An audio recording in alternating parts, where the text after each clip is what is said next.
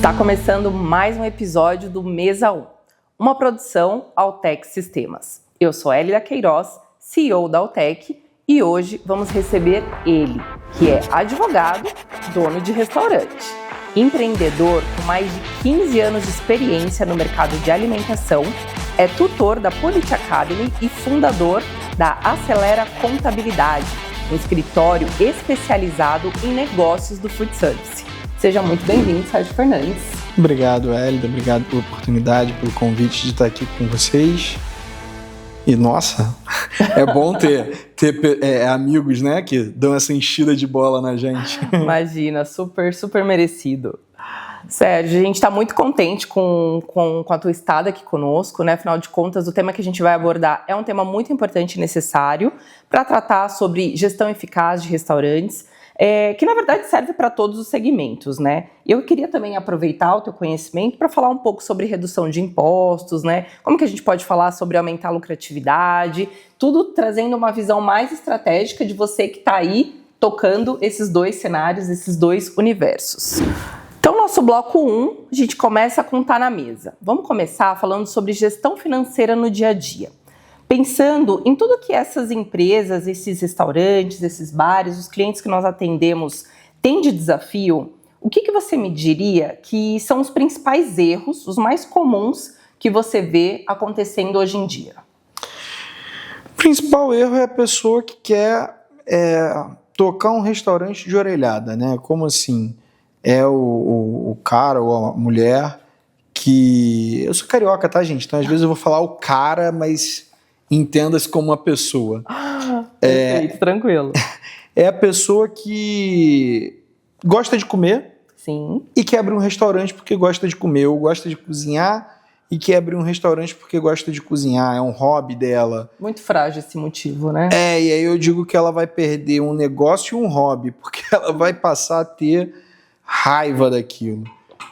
E aí essas pessoas, né, acabam começando um negócio sem instrução adequada e vão se virando, né, vão vivendo cada dia, e aí elas acabam não fazendo uma gestão financeira adequada, não tendo um software adequado para isso, não lançando as despesas, acha que consegue fazer tudo de cabeça, e às vezes, vai lá, quando a pessoa começa, às vezes, fogão de casa, né, foi demitida, pegou o dinheiro do fundo de garantia, está fazendo morango do amor. E aí ela se vira ali e até consegue tocar por algum tempo. Sim. Mas depois não dá, gente. Tem que profissionalizar. Tem uma célebre frase, né? Uma célebre frase do Peter Drucker, eu acho, que fala que tudo que não é medido não pode ser gerido. Exato. E o principal erro é não medir. O principal erro é não anotar. E aí uma dica que eu dou é, cara, anota. Sim. Anota. Eu tô começando, eu sou aquele meizinho, tô fazendo brigadeiro em casa, nem software eu tenho. Pega uma planilha na internet de graça, você é MEI, você nem precisa, mas cria o hábito pelo menos de anotar. E depois, né, busca uma profissionalização para de fato entender o que entra, o que sai, o que é lucro, o que não é, e depois vai aprender a precificar, depois vai aprendendo cada vez mais. Só que, por incrível que pareça, muito restaurante grande ainda faz as coisas meio de orelhada, meio vamos fazendo, é isso daí, vai em frente. E eu acho que o principal erro é esse. Ou a falta de conhecimento, a falta de capricho, a falta de querer fazer bem feito. Sim. Ou simplesmente o excesso de confiança. Também tem um pouco disso, né, pessoal? Não, mas eu sei que eu estou fazendo, eu sei. E não é raro, gere a empresa e acha que o lucro da empresa é quanto sobra no final do mês. Sim. E aí chega no final do mês, sobrou 20 mil na conta porque deu 20 mil de lucro. Uhum. Isso é um grande equívoco, é um grande problema, e eu acho que é o principal erro quando a gente fala de financeiro para o restaurante. Eu acho que o financeiro ele precisa fechar no centavo, a gente precisa ser um guardião disso. Sem dúvidas. E saber para onde vai o dinheiro, para saber para onde vai cada centavo que transita pelo restaurante. Muito bom, essencial essa aproximação, né? E se o gestor pudesse escolher organizar apenas uma coisa, o que você sugere, por onde ele começaria, né? Pensando em caixa, estoque ou custo fixo? Caixa. Como você elege? Caixa. Caixa é rei.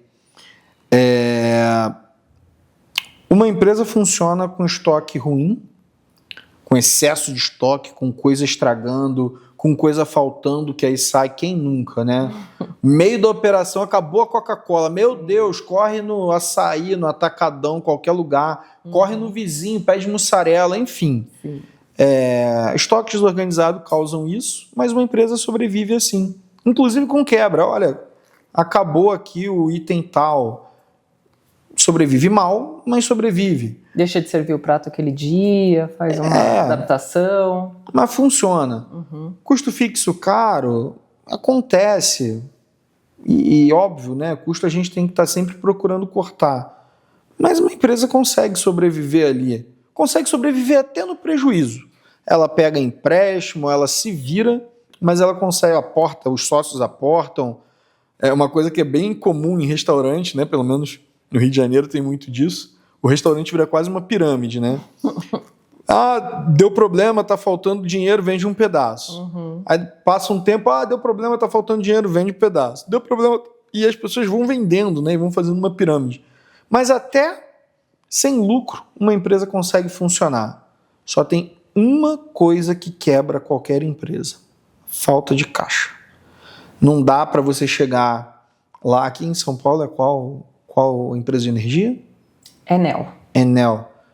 Não dá para chegar lá na Enel e falar, olha, eu vou te pagar com lucro daqui a... Não dá, cara. Sim. Se não tiver caixa para pagar a conta de luz, vai cortar. Se não tiver caixa para pagar o funcionário no dia 5, no dia 6, no dia 7, eventualmente você até consegue empurrar, mas o funcionário vai parar de trabalhar. Se ele não tiver dinheiro para passagem, ele não tem como ir. Então, o que quebra as empresas é o caixa. E a primeira coisa que tem que organizar é caixa.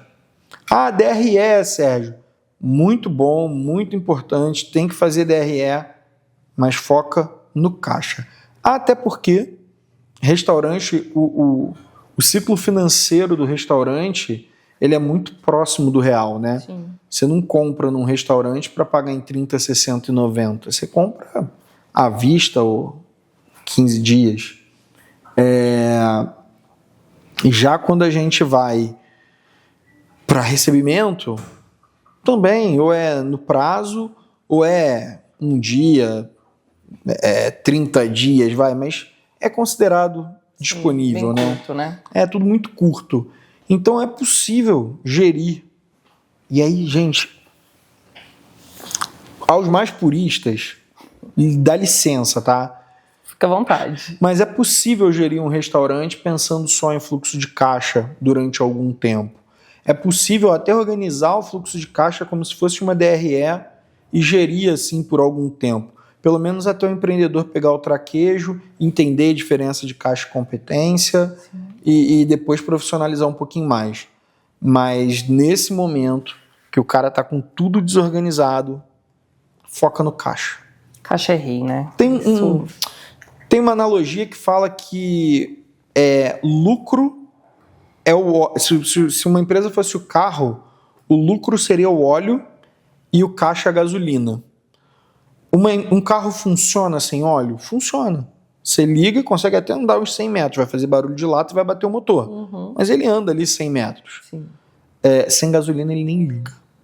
Então, Ótimo, por aí. Então, caixa é rei, cuida do caixa, preserva a caixa, inclusive por causa da reforma tributária. Spoiler. Vamos falar mais sobre isso. E pensando nos custos invisíveis, né? Hoje a gente tem taxa de entrega, promoção, desperdício, tudo isso é um agravante para corroer a imagem, né? Qual que é a sua dica para o empreendedor ficar mais atento aí para essas pegadinhas que tem no meio do caminho? Joga luz nisso e trata isso com seriedade. Para você ter noção, um erro muito comum, mas assim, empresa grande a gente tem lá um grupo com faturamento de mais de 160 milhões ano. Uau. E quando eles chegaram para a gente, quando eles chegaram, faturavam mais de 160 milhões, hoje fatura quase 300. E quando eles chegaram, que a gente foi pegar DRE para ver as coisas e tal, dar uma, não uma auditada, mas dar uma olhada na situação da coisa, a gente percebeu que eles não lançavam direito à receita. Que curioso. Como eles faziam? Eles lançavam o que entrava no caixa. Esquecia da taxa de cartão, por exemplo. Então, é um custo invisível. E é um erro muito comum. Eu estou falando de uma empresa, gente, que fatura mais de 200 milhões por ano. Poxa. E tem CFO, e tem Head, e tem aqueles cargos todos, né? E ainda assim passou batido por todo mundo. O cara vende 100 mil, uma festa lá de 100 mil, um buffet de 100 mil, e passou no cartão. Não vai entrar 100 mil no caixa, vai entrar, sei lá, 98, 96, depende da taxa. E os analistas financeiros consideravam o valor consideravam total. 96. Poxa. E o CFO embarcava, entendeu? Então, assim, é importante parar para olhar tudo isso, né? Parar para olhar taxa de cartão, taxa de iFood. Quem não tem, eu sugiro muito que tenha aquelas empresas aí de auditoria, de cartão, não sei se a Altec faz isso, mas tem várias empresas que fazem auditoria para ver se está cobrando certo, porque ainda tem isso, né? iFood, além da taxa. Gente, o iFood é uma surra para entender o que ele desconta, o que ele não desconta, quando cai, quando não cai. Então, além de ter o custo invisível, ele é ruim de auditar. Sim. Então, fechar esse caixa, fechar essa maquininha, fechar esses números todos é muito importante. Taxa de entrega, a própria intermediação do iFood, da 99, da Rappi, de quem for, cartão, o voucher, tudo isso é muito importante. E, se a gente for falar de DRE, vários desses indicadores não, né? Taxas, sim, elas entram em taxa financeira, né? Então, é importante olhar e, mais uma vez, vindo reforma por aí, vai ser mais importante ainda porque isso vai gerar crédito para o empreendedor. Então, acho que a grande missão que a gente tem, e aí é uma linha, né? Parte de anotar tudo, porque quando a gente começa a anotar tudo, a gente percebe, peraí, eu vendi por 100, só entrou 96, cadê os outros 4? Aí você vai procurar e vai descobrir que foi lá a taxa da Cielo, GetNet, Rede, sei lá de quem for. Então passa por anotar, e aí quando você anota, você percebe que falta, quando você percebe que falta, você lança luzes em cima daquilo e pode inclusive brigar por aquilo, exato, né? Porque às vezes você está ali, nunca pensou em brigar por taxa, porque 4%, é 4%, é 4%. Está faturando 200 mil. Por 4% é 8 mil reais. Bem, paga 2, 3 funcionários. Sim. Então, acho que é isso, é anotar tudo, porque isso vai jogar a luz em cima de tudo que está escondido. Muito bom. Você comentou agora, né, sobre esse exemplo de cartão. Às vezes um valor como esse que a gente está deixando na mesa como taxa pode pagar uns funcionários, 1 ou 2, e nós sabemos que esse é um desafio, né? Folha de pagamento em restaurante. Como é que a gente faz para equilibrar os custos com a equipe sem comprometer a operação? Pensando que tem aí o desafio, de fato, das pessoas virem, né? A questão de falta, a questão de escala. O que você tem visto de boa prática nesse tema? Falar de gente é um problema, né? Cada vez mais. Aliás, hoje estava dirigindo com meu pai e a gente estava falando de gente lá na contabilidade, que também é um problema. E eu já tive startup e é um problema. E eu tenho empresa de energia e é um problema. Eu tenho escritório em Rondônia, tenho escritório em Natal, Minas, Rio e São Paulo. Todos os estados são um problema. Nos restaurantes é um problema. Então, mão de obra virou um problema generalizado. Sim. Então, eu acho que é um grande desafio. E dentro da gastronomia, não só na gastronomia, né, mas para falar do nosso escopo, a gente hoje tem muita máquina. A gente teve na Fispal, teve na feira lá dos pasteleiros, na Expo Pasteleiros, E eu acompanho muito tecnologia e eu vejo o quanto isso faz diferença no dia a dia. Sem dúvida. Eu estava vendo lá a diferença de uma máquina que descasca batata. Tem lá no Rio de Janeiro a famosa batata de Marechal, né? O pessoal é gigante e tal. Não conheço, preciso ver. Pô, é um saco, cara, desse tamanho, assim, cheio de batata, franga passarinho, tudo misturado. Uau. E o cara compra batata e descasca, e é tudo muito manual até hoje.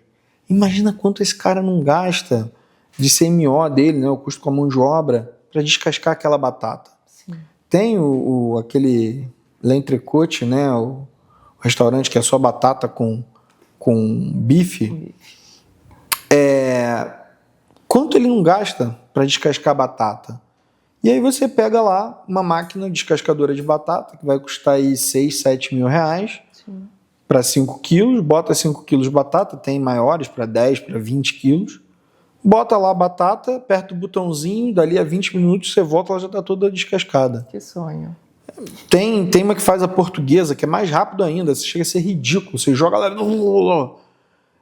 tem fatiadora, tive na pizzaria de um amigo aqui na Moca, e ele me mostrou uma fatiadora que ele enfia a linguiça assim, e cara, conforme ele vai inventando, tipo um ventilador, que ele enfia a linguiça muito rápido. Então ele mostrou lá, antigamente, que tinha que ficar fatiando e tal. Eram 2, 3 horas ali fatiando linguiça para um dia de venda dele, de pré-preparo. Pô, imagina, em vez disso, 20 minutos. Perfeito. Aí tem um negócio lá que ele usa para fazer molho, que eu não posso falar que é o pulo do gato dele, mas é uma máquina também. Que, por antigamente, levava horas fazendo molho. Cara, agora é o ralador de mussarela. Então, assim, tem muita máquina. E aí não é nada, você tira 3 horas ali fatiando calabresa, 2 horas ralando mussarela, e quando você vê um funcionário a menos, Sim. que não tem que pagar hora extra, você cancelado. Que não tem que pagar hora extra, não tem que pagar 13º, não vai encher o saco com nada. Sérgio, mas é caro, eu não tenho dinheiro. Gente, 18 mil você já compra várias máquinas no mercado. São 6, 7 meses de salário médio, que é o turnover médio de um restaurante. Com a diferença que a máquina não vai pedir demissão, né? O funcionário você contrata, ele vai ficar 6 meses fatiando calabresa para você, e depois de 6, 7 meses é o turnover médio, né? Quer dizer, é o tempo médio que o funcionário gira na empresa. Ele vai embora, você vai ter que contratar outro, treinar outro. Sim. Foge de padrão, foge... Cara, a máquina tem um padrão, a máquina vai ficar ali com você, a máquina, enfim. Então, acho que um caminho muito importante é a utilização da tecnologia, né? Sim, sem dúvidas. E aqui eu estou falando de operação, mas tem tecnologia também, inteligência artificial, tem Altec aí, tem os sistemas que podem ajudar. Acho que quem não usa inteligência artificial tá para trás. Sem dúvida. A gente tem um cliente que ele usa Alexa na cozinha. Ai, que delícia. E aí ele programou os horários da Alexa, e aí a Alexa vai dando ordem na cozinha sem ele precisar estar lá. Ela vai falando, tem que fazer não sei o quê, tem que, enfim, começar a fechar, tem que conferir, enfim. Bacana. Sensacional, acho que assim, tem esse tipo de coisa. Agora, para falar de gente, propriamente dito, é um desafio em algumas cidades muito mais do que em outras. Por incrível que pareça, em grandes cidades está pior do que no interior. São Paulo está terrível. O pessoal aqui em Pinheiros, Vila Madalena, São Paulo tem uma característica, né, que a pessoa é diferente do Rio. Tem um restaurante no Leme e o meu funcionário mora na Babilônia. Ele desce a pé o morro e está no... precisa nem de ônibus, está no restaurante. Em Pinheiros não tem como o cara morar em Pinheiros e ser garçom. Exato. E aí dizem as más línguas que o transporte público em São Paulo piorou muito no horário noturno depois da pandemia. E aí as pessoas não querem sair 1, 2 horas da manhã do bar e ir para casa. E isso piorou muito a mão de obra em São Paulo e é um desafio que está sendo enfrentado. Nesse sentido, que a gente tem visto são algumas tentativas de jornadas diferenciadas, principalmente 12 por 36, sim. E, por incrível que pareça, o pessoal está discutindo aí jornada de 5 por 2, né? Tem restaurante dando jornada de 4 por 3. Olha que curioso. Ele faz o regime de compensação de horas, sim. Bota para trabalhar 10 horas, 2 horas ali de almoço, às vezes 4, em São Paulo, que o sindicato permite. A pessoa trabalha 4 dias por semana, e folga 3. E trabalha 40 horas em vez de 44. Sim. Mas é um jeito que alguns restaurantes têm feito para tentar segurar a mão de obra, para tentar atrair mão de obra, né? A gente precisa ser criativo, né? Acho que essa que é. E aqui uma crítica, não é uma crítica política partidária, mas é uma crítica política porque não tem como fugir de política ao falar de relação de trabalho, né? Não tem como resolver de outra forma que não seja mudando as leis. E a crítica que eu faço é que o mundo mudou. Sim. A CLT foi feita na era Vargas, quando, sei lá quantos % da população brasileira não sabia ler e escrever. Cara, hoje qualquer um pega aqui, Hey Google, Hey Siri, tenho direito a férias? Hoje a informação ela é muito mais circulante, ela é muito mais viva. Hoje todo mundo tem um sobrinho advogado e a CLT se atualizou muito pouco. As relações de trabalho mudaram.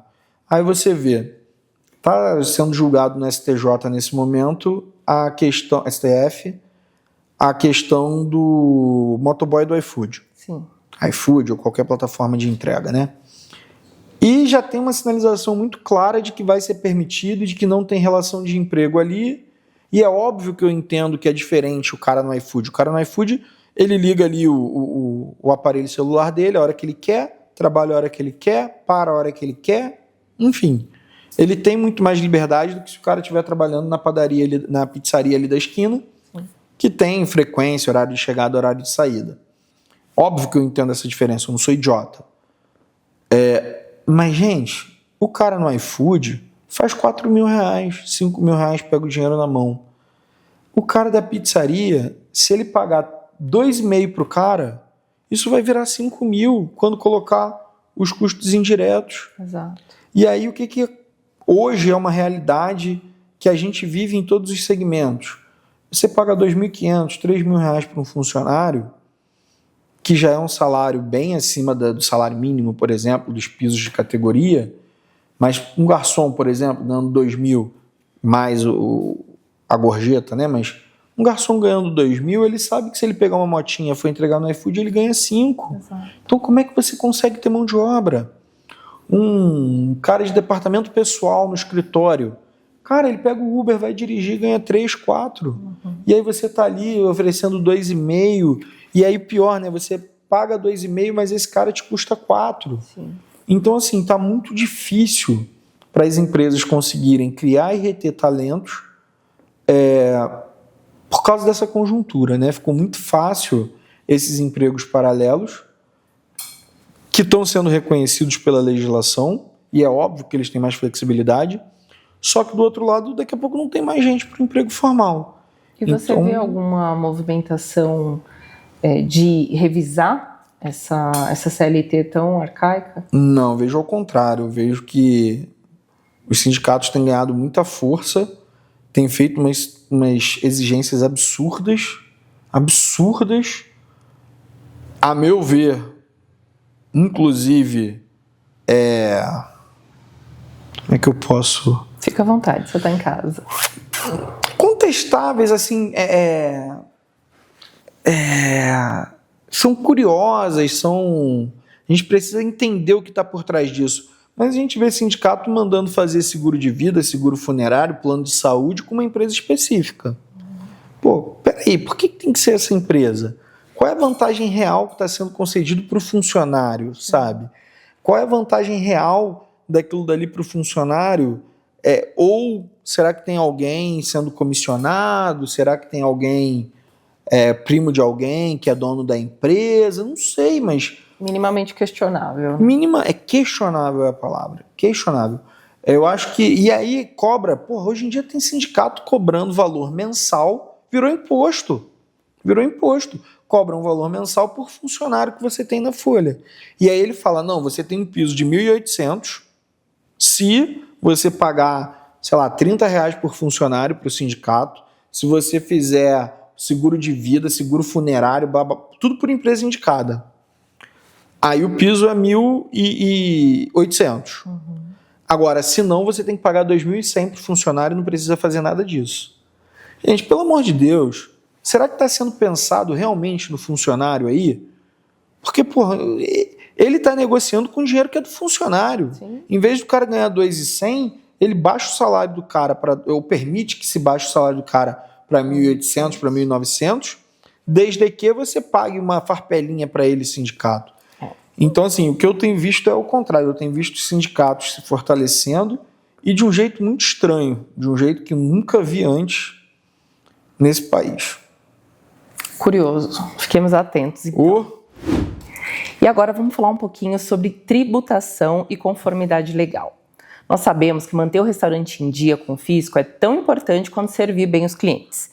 Escolher o regime tributário correto e se preparar para as mudanças que a reforma tributária traz pode evitar custos desnecessários e garantir a saúde financeira do seu negócio. Sérgio, conta pra gente como que é essa escolha, né, de estar aí no Simples, lucro presumido, lucro real, como que isso realmente vai ser decisório, porque eu imagino que, né, já é importante, claro, mas como que isso vai ser aí mandatório para que a reforma tenha um impacto aí, digamos, menos expressivo, se é que dá para ter essa possibilidade? Vamos lá. Primeiro que eu acho que tem um monte de puxa-saco de governo defendendo a reforma tributária e a reforma tributária vai ser ridícula para o nosso setor, vai ser ridícula para os prestadores de serviço, vai ser ridícula para a OTEC, vai aumentar demais a carga tributária. E assim, gente, não tem almoço grátis. No final, você paga a conta, eu pago a conta. Não tem mimimi, não tem historinha. Quem paga o imposto é sempre o consumidor, isso é repassado para ele. Sem dúvida. Ora, se o imposto médio vai subir de 7%, 8% hoje para 14%, para 13%, isso vai ser repassado, não pensem que não. É muito expressivo, né?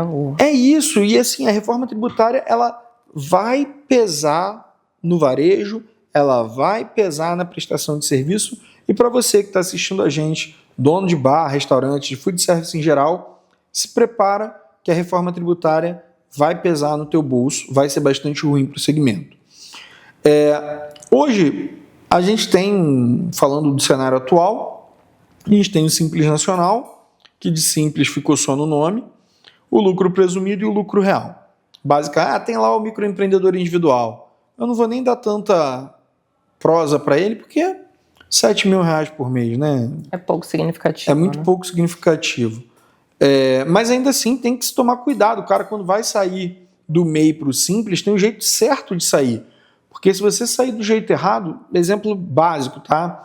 Você começou a faturar muito, abriu o MEI, começou a faturar muito, tá vendo que vai estourar o limite em mais de 20%, né? Ou seja, vai faturar acima de 96 mil, 97 mil. Ou 20% na proporção, mas enfim, vai extrapolar e vai ser excluído de forma retroativa. Cara, vai lá e registra 2 funcionários. Porque ao fazer isso, você vai ser excluído naquele mês. E não de forma retroativa. Não vai ter que pagar imposto a mais desse período que passou. Então tem a forma certa de fazer. Aí a gente tem o lucro real. Vou pular para o lucro real. Por quê? Porque o lucro real, normalmente, via de regra, não é o melhor regime tributário para um restaurante. Tá? Por que não?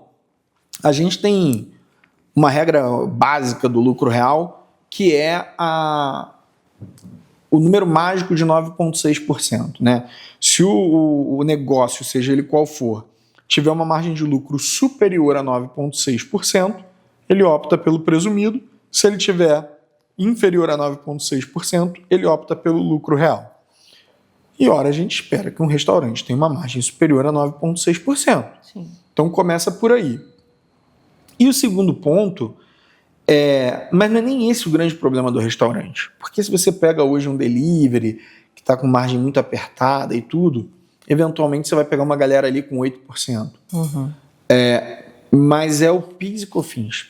Porque o PIS e COFINS no lucro presumido, ele é 3,65 sobre o faturamento. Ponto. No lucro real, ele é 9,25. Só que ele tem geração de crédito e o débito. O débito você pega 9,25 sobre a venda. Isso é o débito. Uhum. Só que você não vai pagar 9,25 sobre a venda, você vai pegar todo o crédito que foi gerado. E aí a gente tem um problema muito grande quando a gente fala de restaurante, que a maior parte dos nossos insumos tem alíquota zero de PIS e COFINS. Então ele não gera crédito nenhum. Uhum. Ele entra sem gerar crédito, só que eu compro arroz, óleo, alho poró, manteiga e, sei lá, um vinho branco. Faço um risoto de alho poró. Boto alho também, enfim.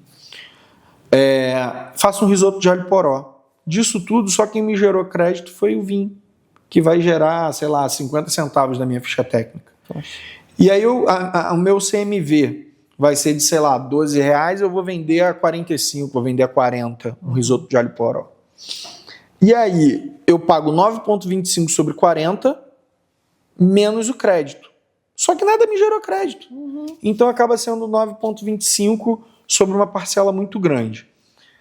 Ah, mas tem crédito de aluguel, tem crédito de energia, tem crédito... Tem, gente, mas bota na ponta do lápis que não vai fazer sentido. Então, assim, o lucro real ele acaba não fazendo sentido, principalmente por causa dessa falta de crédito nos nossos insumos. Tá? Quando você olha para um supermercado, 75% do supermercado é CMV. CMV chega a 75%. Então, tem muita coisa. E você compra e revende. Então, você compra sem crédito, vende sem crédito. Compra com crédito, vende com débito. Então, funciona melhor. Né? E se a gente fosse considerar que todo o CMV gera crédito, 9,25 sobre 30%, considerando o CMV de 70%, faz sentido, que seria a margem de contribuição dele. No supermercado é 30%. Então é 9,25 sobre 30%, conta grosseira de padeiro. Do restaurante é o contrário. É 9,25 sobre 60%, considerando um CMV alto de 40%. Então, assim, a conta básica é 9,25 sobre 60 é pior do que 3,65 sobre 100. Sim. Então, o lucro real, ele não costuma ser a melhor opção. E aí sobra pra gente o lucro presumido e simples nacional. E aí a gente vai depender do segmento que a gente está falando. Por exemplo, pastel não paga PIS e COFINS. E aí, se o pastel não paga PIS e COFINS, em São Paulo, que tem a alíquota de 4% de ICMS, isso quer dizer que a partir de R$ 35.960, uma pastelaria já deveria ir para o lucro presumido em vez de simples nacional. Gente, eu estou falando de menos de R$40 mil. Então, qual seria o número de corte, Sérgio? Depende. E isso vale para o pastel, isso vale para yakisoba, isso vale para massas em geral. Então vai depender muito do mix de produtos que a empresa tenha, da engenharia de cardápio que ela tenha e do tamanho da folha de pagamento, que é a grande desvantagem do lucro presumido. Mas enfim, se a gente fosse considerar só venda no estado de São Paulo, a partir de R$ 165 mil, o lucro presumido já é melhor do que o simples nacional. Quando a gente coloca a folha, precisa fazer a conta direitinho. Sim. Mas por aí você vê que o simples não é essa Coca-Cola toda, sabe? O simples. Tem um monte de gente aí no simples achando que está se dando bem e está pagando mais de imposto do que deveria, já deveria estar no presumido há muito tempo. Então, acho que tem que parar, fazer planejamento tributário. Fizeram bem o trabalho de dizer que o simples era simples, mas não é tão simples assim, né? Não é. E tem gente pagando imposto mais caro no simples porque não se atenta lá com a substituição tributária, com a tributação monofásica e por aí vai. Então o recado é, façam conta desde sempre, dependendo do que vocês vendem, R$40 mil já deveria estar mudando de regime tributário. Muito bom. É um ponto interessante, porque algumas pessoas têm aquela crença de que ainda faturo pouco, então faz sentido estar no Simples, né? Mas pouco quanto, então fica aí a pergunta e o alerta. Agora pensando em crescimento, né? Crescimento e expansão estratégica. Expandir um restaurante exige mais do que vontade, né? A gente precisa se planejar, entender aí principalmente do planejamento contábil, da visão estratégica e tomar as decisões corretas para que essa fase de crescimento seja sustentável e, obviamente, traga mais sucesso do que riscos para o negócio. Pensando nesse ponto de vista contábil, quais são as dicas que você dá para quem quer crescer, seja crescer a própria unidade que já existe ou abrir uma segunda? Bom, acho que aí também depende do perfil do empreendedor, né? Tem gente que prefere crescer com franquia, tem gente que prefere crescer com unidade própria, tem gente que prefere crescer com sócios. Tem gente que consegue botar gerente e tocar a vida. Eu acho que vai depender muito do perfil do empreendedor, do quanto de dinheiro ele tem, crescer com filiais, botando gerente e tal. Você tem que ter grana para abrir. Crescer com franquia, você cresce com o dinheiro dos outros. Colocar sócio, tem gente que não sabe lidar com sócio, não faz um acordo de sócios e por aí vai. Então acho que depende muito mais do perfil do empreendedor e cabe ao contador, baseado na experiência que ele tem, baseado na vivência que ele tem, mostrar esses caminhos para o empreendedor, entender qual é o momento dele. Tem gente que de fato está no momento, está com caixa, está forte, está no momento de ter filial. E tem gente que quer ir para a franquia. Agora, para ir para a franquia, tem que ter um negócio formatado, tem que ter processos bem definidos e tem que entender, e aí é um grande mal de franquia, tem que entender que é um outro business, é um outro game. Você vai ter um restaurante e você vai ter um negócio de franquia. Se você não tratar as duas coisas como negócios independentes, com seus próprios desafios, com as suas próprias particularidades, vai ter problema. E aí a gente vai ver esse monte de franquia que tem por aí, que o cara vende a marca, não dá suporte nenhum para os outros e constrói um castelo de cartas, né? Então, eu acho que o papel do contador nesse momento é mostrar os benefícios, as vantagens e as desvantagens de cada modelo. Esse desafio de ter um restaurante, ter uma franqueadora, realmente são coisas bem distintas. Bom, seguindo aqui para o nosso encerramento, eu quero agradecer imensamente ao Sérgio, nosso convidado de hoje, por participar e por compartilhar tantos insights valiosos. Foi um bate-papo muito enriquecedor. Sérgio, antes de nós encerrarmos, eu quero te pedir que você divulgue suas redes sociais, onde as pessoas te encontram. Eu sei que o Sérgio é muito ativo no Instagram, eu gosto muito de ver os vídeos dele, mas, por favor, diga aí para o pessoal como é que a gente te acha. O contador dos restaurantes. Então é muito fácil, gente. Além de contador, ele é muito marqueteiro, olha isso. É isso, o contador dos restaurantes. Chama lá, vai ser um prazer trocar uma ideia com vocês. Afinal, a rede social é para socializar, né? Com certeza. Muito obrigada mais uma vez. Imagina. E para você que nos ouviu e nos assistiu até agora, se curtiu esse conteúdo, não esquece de deixar o seu like, compartilhar esse episódio com quem pode se interessar e, é claro, se inscreva no canal da Altex Sistemas. Ative também o sininho para receber notificações dos próximos conteúdos que já estamos preparando com muito carinho para você. Não deixa de seguir a Altex Sistemas no Instagram e no LinkedIn para ficar por dentro de todas as novidades, dicas e materiais exclusivos sobre o mercado de food service. Nos vemos no próximo episódio. Até mais!